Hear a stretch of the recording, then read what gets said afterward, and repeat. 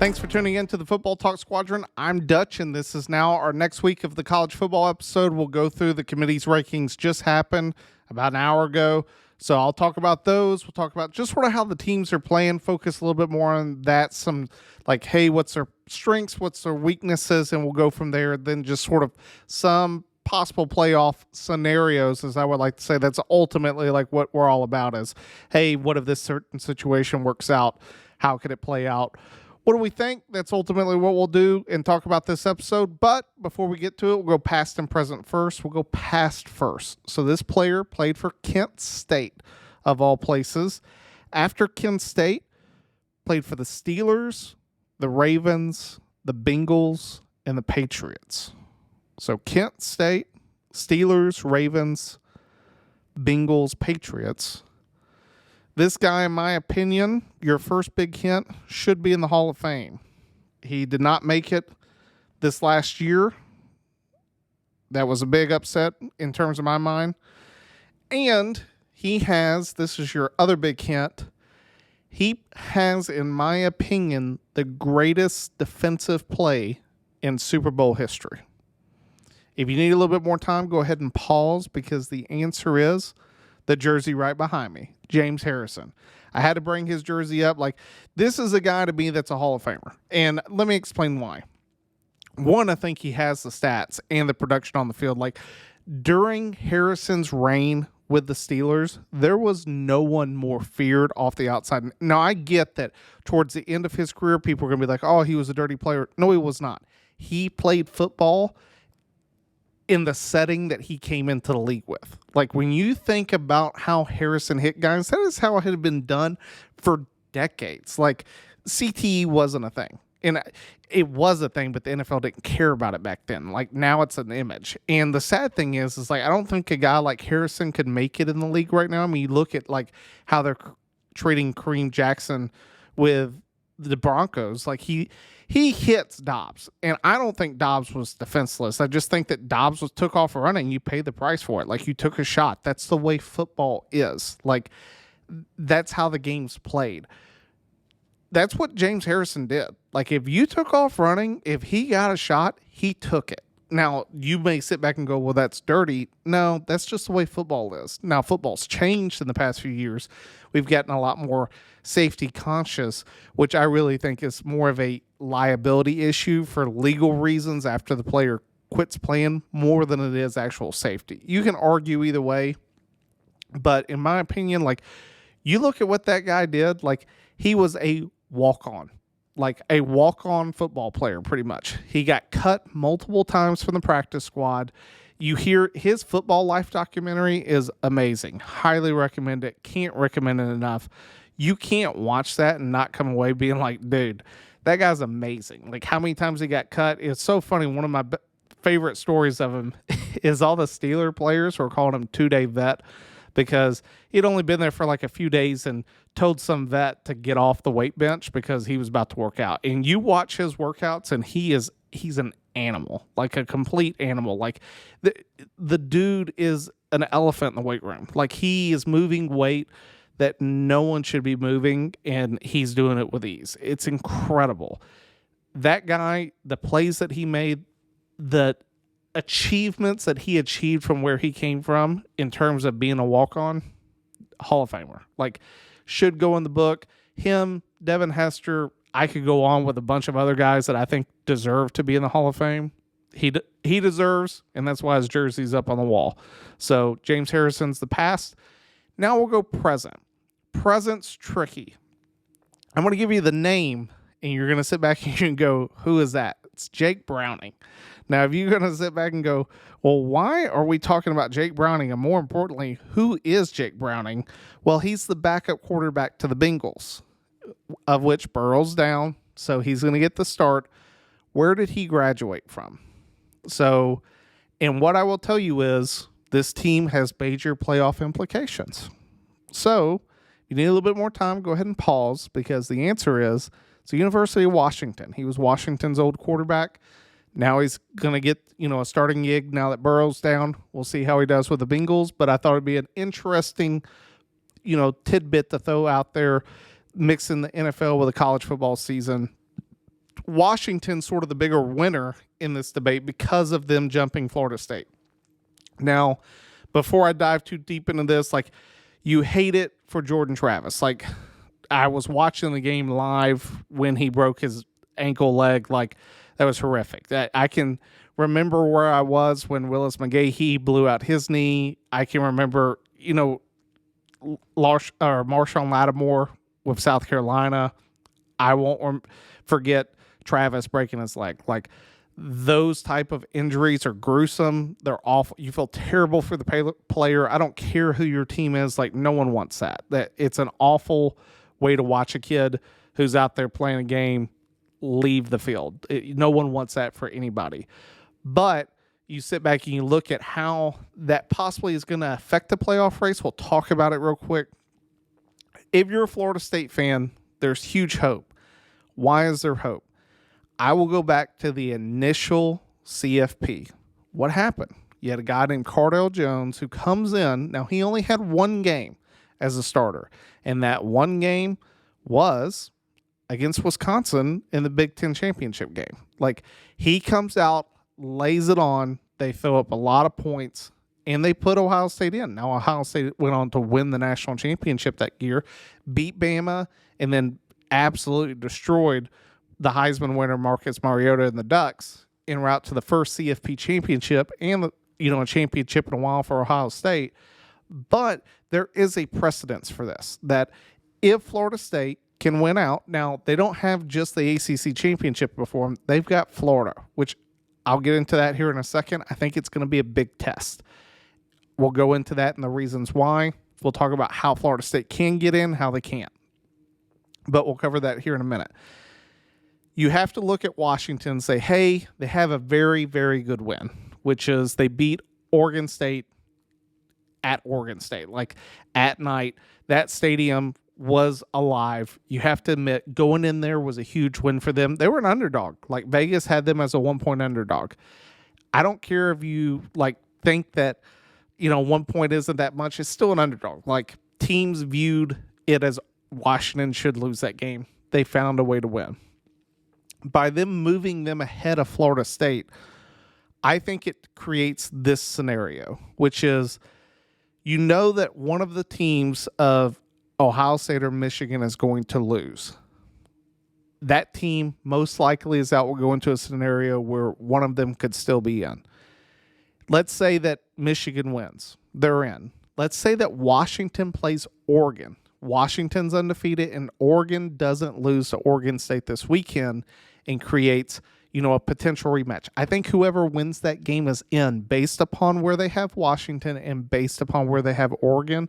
I think whoever wins that matchup for the Pac-12 champions in. This is the good news for Florida State. They're not below any one-loss team. So if they win out, I think they're in. Now, we'll get into it later in terms of what happens if Bama beats Georgia. How does that work out? Where does that shake out?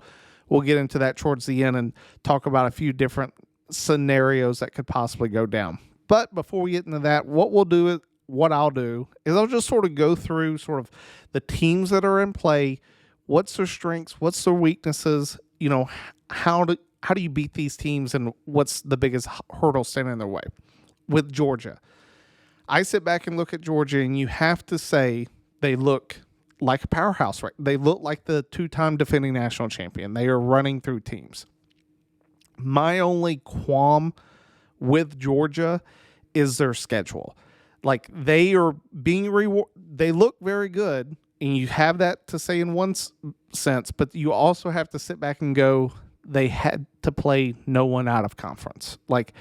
That was a huge, it can be a fault with Georgia. It's certainly being held over Alabama. Now, I get that Alabama lost the game, and yes, it matters that they lost. Georgia never had to play a out-of-conference game, so if Alabama will somehow upset Georgia, you really sit back and go, Can you judge Alabama for playing a non-conference game when Georgia didn't? How do you weigh those two scenarios? Because you're rewarding someone for not playing an out-of-conference game while punishing someone else for doing it. It's this catch-22 scenario. For me, when I look at Georgia, the biggest things that I sit back, no one has made, outside of Auburn, has made Georgia, really struggle to gain ground in the passing game with Carson Beck. Teams give him too much time. And I hate to break it to you, but most quarterbacks that are going to fall within the top 10 of this list, if you give them time, they're going to find an open receiver and put up points. Like, they're not bad quarterbacks. All these guys on the list, if you give them time in the pocket, they're going to find the guy. So for Georgia, it's about their strength right now has been able to protect Carson Beck. On defense, they make great second half adjustments. Like, they are a team that can get down early to teams. We saw it against South Carolina. We saw it, for one play against Tennessee this weekend. We saw it against Auburn. The first half, and they're very similar to Alabama in that sense, that both teams have allowed teams to score points in the first half, and then they really tighten it down, have great second half adjustments, and really stifle teams in the second half and make it so it's not a game. Where Georgia has really improved from the start of the season till now is their first half offense has really come out to play. They have made it so it's not a game at halftime, and their second half defense plays even better, and they make it not a game in the second half. No one has really tested them since Auburn. Like, Auburn was the only game that really showed any signs of weakness. Outside of that, no team has tested Georgia. For Georgia going forward, where is that weakness? I hate saying it because it's sort of cliche. It is Alabama. Like, it is a test of giants. Like, no matter how favorable you view Georgia, how disfavorable you view Alabama, or vice versa, these teams are going to play one another well. Like, they are going to attack one another. Their strengths are the exact same strengths on the other side. Like, both teams are extremely comparable, even though Bama has one loss. I think the key to the matchup is, and I would assume that Georgia can make this happen, is keeping Milroe in the pocket. Like, if Georgia can make it so that Milroe doesn't hurt them with his legs, like, Georgia has a great chance to go undefeated, winning the SEC championship and submitting their number one spot in the CFP this season. That's really Georgia's biggest hurdle. Like, to get to the CFP is Alabama. Can they slow down Milroe? The opposite side is just not pulling a Georgia. Like, and I get that the last time Georgia saw Alabama, they found a way. The game was close in the fourth quarter. They absolutely shut the door on Alabama and won the national championship. This year, going into it, Carson Beck hasn't been tested with a really, really good defense, in my opinion. You may sit back and say, well, Missouri has a good defense. I'd argue not. They gave up a ton of points at LSU. Like, Missouri isn't as good as the committee's ranking of number 9. Like, I hate to tell you, but when you look at who's Missouri played outside of, some SEC opponents, no one. Like, that's the ultimate truth. They have not beat a good team. They didn't beat LSU.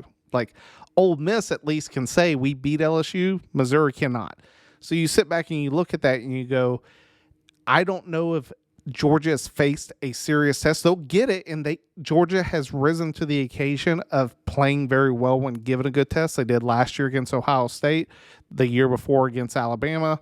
They have shown the past 2 years that they're capable of taking a team's good punch, but I think that their first huge test will come in the SEC championship. When you take a look at Ohio State and Michigan, it's the game this weekend. Michigan's a favorite, and they should be. They're at home. It's not so much about, I think, that Michigan's playing so well, especially the past few weeks. Michigan has not looked well. I mean, they almost gave the game up to Maryland. There was a lot of opportunities that you just sort of sit back and you're like, clearly this team is looking ahead the next week. For me, this game is not, it's partly about the CFP. I want to put out another storyline that I heard and I really agree with. I think that this is a huge moment for Ryan Day. Like, if you cannot beat Michigan without Jim Harbaugh, you're fired. Like, 3 straight losses to Michigan is a death penalty in Ohio State. I don't care that you are constantly in the race of the CFP. It's the same as Alabama, Auburn. Any of these rivalries, if you're not winning, you are on the hot seat. Like, they do not care. Like, if at Auburn, if you can't consistently beat Saban, it's been shown, you're fired. Like, they will find someone else. And it happened before Saban that if you can't beat Auburn, they're going to find someone else to go do it. Like, that's how the game works. I would argue that's why they brought in Jim Harbaugh to Michigan. They needed someone to challenge Ohio State. Like, and now that Urban Meyer's gone and Ryan Dan can't beat Michigan for the past few years, if that happens again, I think there will be a lot of talk about him not being the head coach at Ohio State anymore. I know that sounds crazy. It's just the facts of the game. For me, Ohio State, it's all about shutting down Marvin Harrison, like Jr. Like, that is the key to the game for Michigan, is can you not let this one guy beat you? Last year against TCU, they could not stop Quentin Johnston. Turns out Quentin Johnston can stop himself in the NFL. For anyone that's a Chargers fan out there, I'm sorry. But when I look at Michigan, it's about not letting one guy get in the way. When you take a look at the past few years, the reason Michigan has won is they have gotten out early and really established the running game. And they have not allowed Ohio State to build a big lead. Like, the game has always been close and Michigan has pulled away at the end. That is the exact same thing that I see happening this year. Like, Michigan's going to try to run the ball. They're going to take play action passes, screens, quick wide receiver routes in order to try to loosen up that defense. I really don't see them taking a lot of deep shots. They may hit a few, but I don't see that being their game plan. They're going to try to establish, a running game. That's what Michigan's bread and butter is can that offensive line move Ohio State's defense? If they can, Michigan has a great chance. And on the other side of the ball, as I said, it's shutting down Marvin Harrison Jr. It's just getting to the quarterback. Like, I don't trust McCord. And I would argue that probably Ohio State fans don't trust McCord as much as people may say it. Like, at no point this season has he had a game that you're just like, man, he's finally shown up. Like, this is the quarterback that is going to win us a national championship. I don't think anybody sees that out of McCord. Now, this will be an awesome weekend for him to prove it, but we'll see what happens. If money's on the table, I'm picking Michigan. That's just how I'm going, just because it's at Michigan. Like, it's at Michigan and C.J. Stroud isn't on the team anymore. That's why. Then you get Washington. So Washington, huge win. Their biggest hurdle is who? It's Oregon. It's Oregon. Like, it will be a titan of a game provided that Oregon doesn't look ahead and get beat by Oregon State. Oregon State is a good football team. Like, Oregon State is a huge threat to Oregon. Why? If Oregon loses to Oregon State and has 2 losses, even if they beat Washington, they will not get in. The greatest threat to a Pac-12 not getting in the Pac-12 or not getting into the CFP is Oregon losing to Oregon State. As long as Washington and Oregon face one another with only Oregon having that one loss, whoever wins is in. Period. Like, the Pac-12 will have their champion represented at the CFP based upon where all the other rankings are. Then you get to Florida State. Like, Florida State, you sit there and you look at them, backup quarterback playing Florida. This is a rivalry. Like, it's hated. It hasn't been that way in a while, like, not really since the days of Bobby Bowden, that you can sit back and go, and Tim Tebow, that you sort of sit back and go, man, these two schools really hate one another. They do. Like, anything can happen. You have a backup quarterback. Like, how are they going to get him established? They're going to make the game slow. Like, they're going to focus on running the ball at Florida. They're going to focus on short routes. Florida State does the thing that really benefits this backup quarterback. They have really good wide receivers. Like, Coleman is a star. Like, he will get a first-round draft pick taken. Like, he's that type of player for Florida State. I sit back and look at them. They are going to do a lot of short passes, running back in the flat. They're going to try to get their backup going. Ultimately, I would say that no one has any idea how he's going to look. It's easy to look good against North Alabama, and that's not so much a shot at North Alabama. It's just talking about like the talent disparity between those teams. Like as the game went on, Florida State was going to win because North Alabama does not have the depth on the defensive line in order to create pressure continually throughout the game.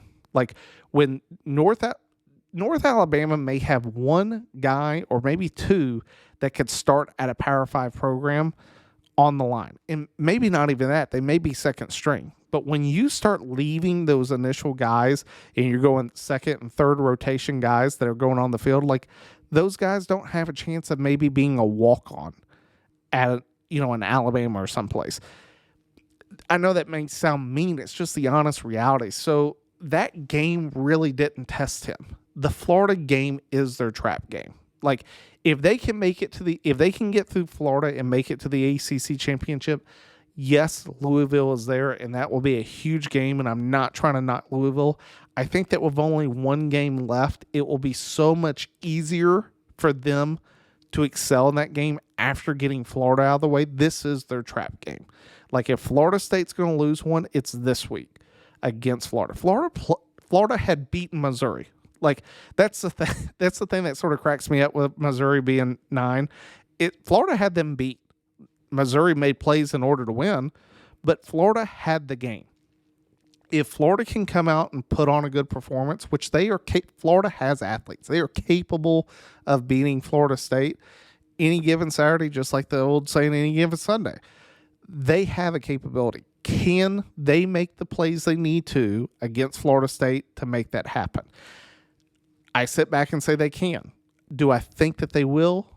I don't know. And it's mainly because you just don't know what this backup quarterback is going to look like. He's still a recruited, division Power 5 to Florida State quarterback. I guarantee you he's good.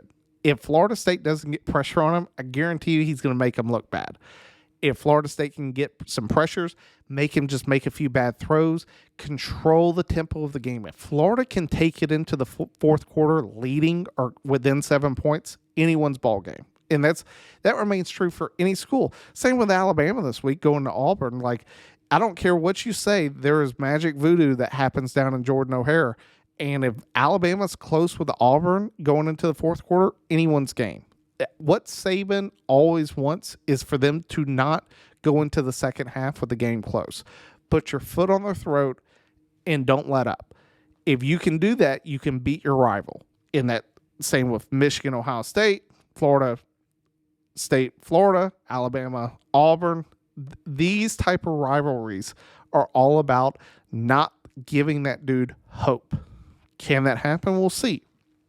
For me, Florida's, like I said, their biggest positives are wide receivers. Like that will help them win. And they have a really good defensive line. Their defensive line continually creates pressure.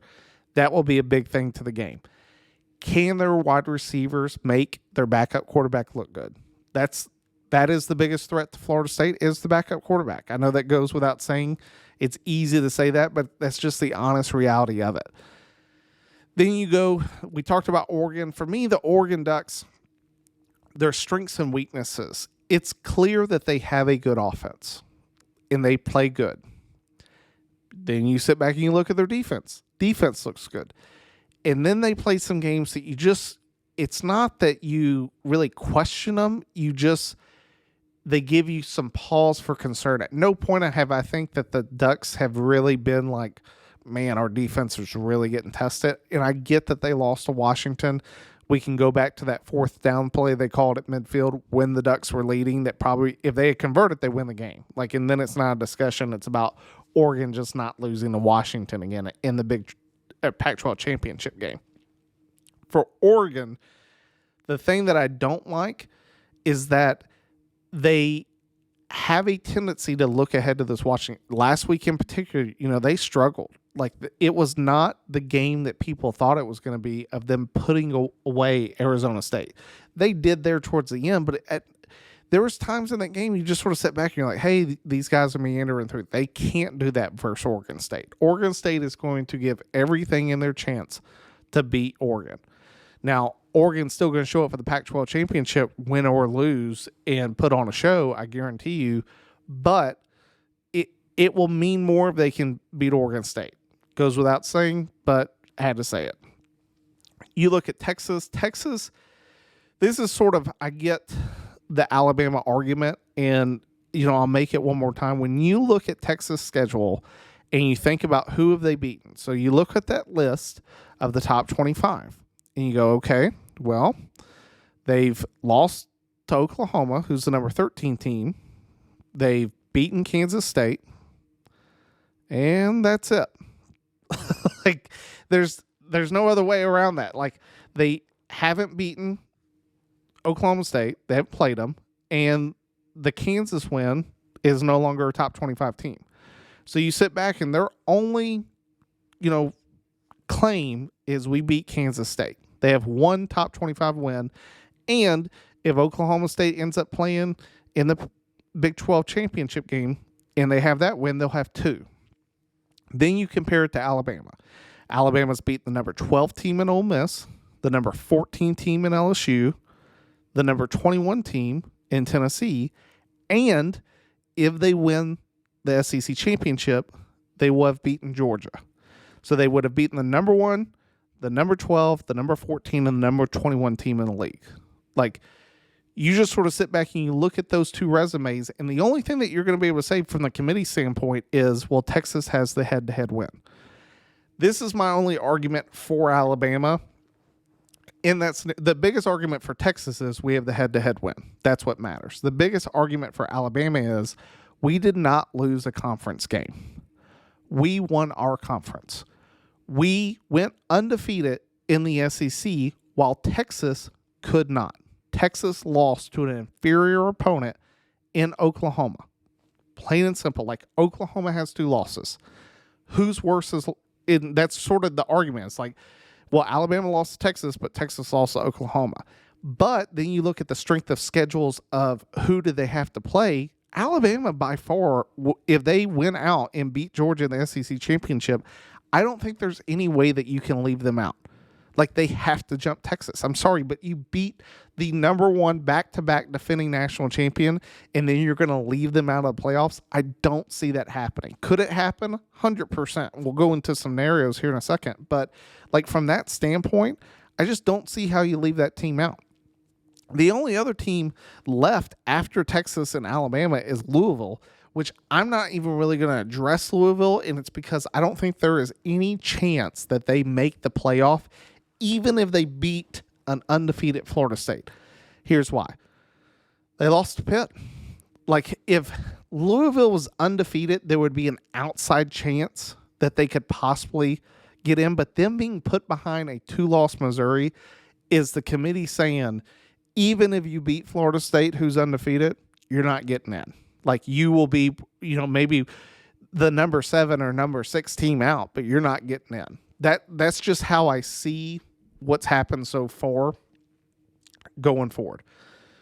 Now let's get to some scenarios. So, Ohio State, Michigan. Whoever wins is going to win the Big Ten championship they're in.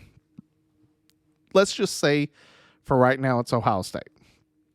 Whoever wins Washington, Oregon, provided the only loss between those two is still to Oregon, whoever wins that is in. Florida State, if they go undefeated, they're in. Then you have Georgia, Alabama. If Georgia wins, they're in. So it would be Georgia, Ohio State, Washington or Oregon, and Florida State. That would be the top 4, regardless of how Texas plays.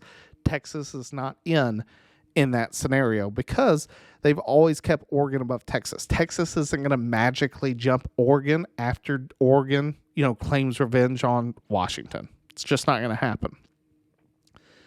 Here's a different scenario. Let's say Alabama beats Georgia. So you'd still have Ohio State, Washington, Oregon, and Florida State in. But now you have this dilemma of, do you put Texas in or do you put Alabama in? I would argue that it has to be Alabama because of the teams that they beat. Like, I get that they have a head-to-head loss. That was at the beginning of the season. I think that this is why the committee was made, that, hey, if we put both of these teams on the same field right now, who's the better team? It's Alabama. Like, I think that Alabama could go to Texas at night and beat Texas. Like, it's not about where you play. It's the level of the teams. It's just different. Maul may disagree. We'll find out when he comes back to the podcast. That's just my opinion. Texas has struggled with inferior teams. They've won, but at no point have you sat back and gone, man, Texas looks really good. No one's saying that right now. Which brings me to the next scenario, which is, this is the real interesting one. Let's say that what I just said remains true. Alabama beats Georgia, Texas wins out, and let's say Florida State loses, but let's say Michigan wins. So Michigan wins, Washington wins, Bama, Texas. What do you do with Ohio State? What happens in that scenario? I think the committee is betting on Ohio State winning. That's why they have them number 2 and not number 3. Like, they're saying they're a better team than Michigan. If Michigan wins, they're the number 1 team. Let's say Washington wins. They're the number 1 team. So now you have a SEC champion in Alabama, a Big 12 champion in Texas, but then you have number 2 Ohio State with 1 loss who can't play for the title because of Michigan. What do? Do you put them in, or do you put both Texas and Alabama in? How does the committee play that out? And the judgment call from that, I think, is huge. And you're sort of seeing the tracks laid for it right now, where I think Ohio State could lose the game and still get in. Why do I say that? I want you to look. I brought this up last week. I'm going to say it again. Look at 11 and 12. Who has Penn State played? Like, the only win they have is Iowa, which they have ranked at number 17, which is a joke to me. Did no one watch the Illinois game? Like, Iowa's offense is awful. Awful. They may have a good defense, but they are awful. Like, they are not a good football team. Like, they have struggled to beat schools. They've struggled to beat Northwestern. They've struggled to beat Illinois. The idea that they're a good school is fathomable. Like, I don't understand how that is, but they're being used to justify Penn State being at 11, which is funny because outside of Iowa, Penn State has not played a soul like this year. Then you look at Ole Miss. Ole Miss, both of the schools are comparable in terms of who they lost to. Both of them lost to 2 teams in their conference. Penn State, Ohio State, Michigan. Ole Miss, Alabama, Georgia. Like, they've lost to the 2 best schools in the conference. Well, who has Ole Miss beat? LSU. Like, if you put LSU and Iowa on the same field, LSU's winning by 40 points plus. Like, no doubt.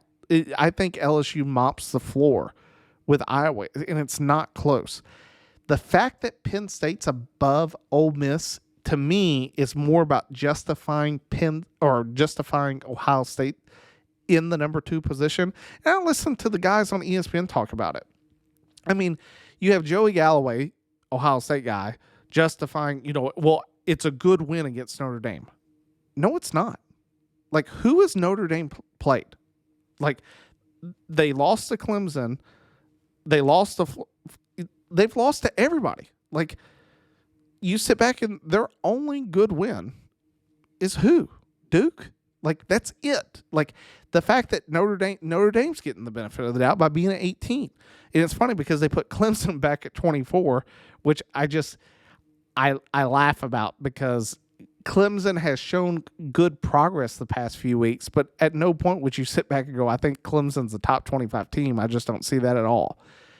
You sit back and you look at sort of how these rankings are, and it really makes you question, how would they handle it if Ohio State loses? Like, are they then the best one-loss team? How does that work out? How does that shake out? Are they going to – because let's say Georgia wins. Georgia wins, Michigan wins, Washington wins, Florida State loses. What are you going to do with Ohio State? Are you going to tell me that them not having a Big Ten championship is going to hold them, behind Texas if Texas wins out? Like, in that scenario, who do you think is going to get in? Do you think it's going to be, Texas who lost to Oklahoma or Ohio State who lost to Michigan? Honestly, it's going to be Ohio State. Like, if you made me put money on it, Ohio State's getting in before Texas. They won't talk about that on ESPN. Like, and then you got Booger McFarland over there, which, let me tell you, if you sit back and you're like, hey, I really think Booger made a good point. I really like Booger McFarland's insights. Like, I hate to tell you, but just unsubscribe to the podcast, because there's a reason Booger isn't on Monday Night Football anymore. I still remember him being on that camera going up and down the field and be like, well, if he catches it and can get it across the first down, it'll be a first down. Thanks, Booger. Where'd you park your squad car, Dick Tracy? He says some of the dumbest things that I've ever heard an analyst say in my life. He's impossible to watch. Like, I literally just turned on the top 25 thing to just see what the rankings were. Like, and as soon as I saw it, I turned it right. You can't listen to 5 words that these guys say on that set because they don't ask the difficult questions. They don't actually sit back and try to justify anything. And it's what Maul's always talked about. Like, it is clear there's a narrative, and they're going to go with the narrative. They may make it seem like they're having a debate. There is no debate. Like, they have their marching orders. They're going forward. It's aggravating to see them not go to the committee and not be like, hey, can you justify Penn State being ahead of Ole Miss? Like, that's the type of arguments we need. How is Iowa advancing in the rankings after barely beating Illinois and Northwestern? How is Oklahoma State number 20 after getting obliterated by UCF? Like, are you really going to tell me that Oklahoma State is better than, Clemson if you put them on a neutral field, since you got Clemson at 24? Like, who do you think's going to win that? Like, those are the type of questions that need to be asked, because it's that type of stuff that is being used to pump up the top teams while also discredit other teams along the way. That's the plain and simple argument. I get that's a little bit for the episode. That's sort of the initial rankings. We'll see what happens. It'll be a great weekend. You got the game in Ohio State, Michigan. You got the Iron Bowl with Alabama, Auburn. You got Florida State playing Florida, Oregon playing Oregon State. Like, you have some amazing games out there that it's going to be great for college football. I know I'm going to enjoy it. I'll be sitting there watching the games with all of you. We'll talk about it, see what happens before, conference title games the next week. But I do thank you guys for tuning in. Go to our Instagram, TikTok, hit us up there. Follow us for our daily content, for our social media and other platforms. For our podcast, go to our website, footballtalksquadron.com. Thank you guys so much for tuning in. It's time to pull chalks. We'll see you next week after the rivalry games.